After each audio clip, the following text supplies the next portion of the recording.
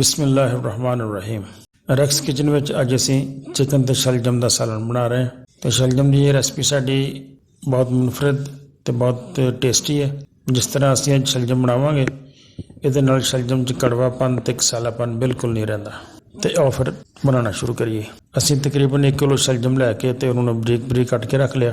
तो 1 kilo chicken है साढ़े को, 2 प्याज है तो 1 टमाटर, थोड़ा जहा लसन ते 2-4 हरियां मिर्चां सानू चाहिए। प्याज टमाटर लसन वगैरह पा के तो असी मसाला बनाना शुरू कर दिता है। तो नाल 1 चम्मच नमक का पा के तो असी मसाला तैयार करना शुरू कर दें।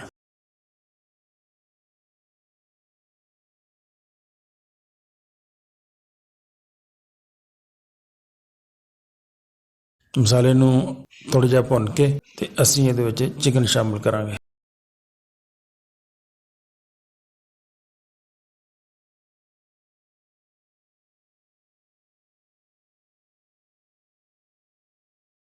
जो चिकन का कलर थोड़ा चेंज हो जाए तो असी ये 1 चम्मच लाल मिर्च का पा देंगे तो आधी चम्मच हल्दी की पा दें। 2-3 मिनट मसाले नू होर भुन लो।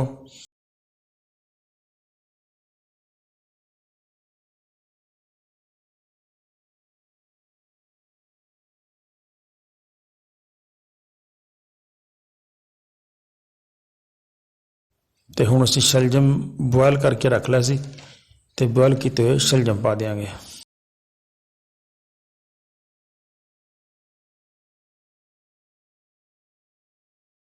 शलजमां नू असी इस तरह दबा दबा के बिल्कुल बारीक कर लेना ताकि शलजमां दा अच्छी तरह मसाला जिहा बन जाए।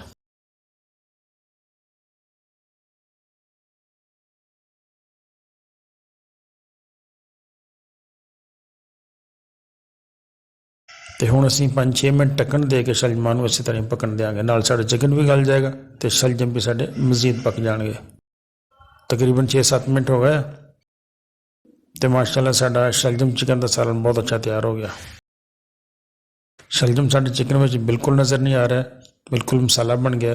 तो इस तरीके बहुत ही अच्छे तो टेस्टी शलजम बनते हैं। 1 चम्मच गर्म मसाला पीसिया है पा लो तो 1 चम्मच धनिया पाउडर का पा लो। जिन्होंने दोस्तों ने मेरे चैनल को अजे तक सबसक्राइब नहीं किया तो सबसक्राइब जरूर कर लें।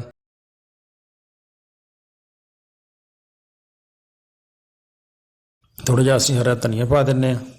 हरा धनिया पा के 1-2 मिनट मजीद पका लो तो साडा चिकन शलजम का सालन माशाल्लाह बहुत खूबसूरत, बहुत टेस्टी, मज़ेदार तैयार हो गया।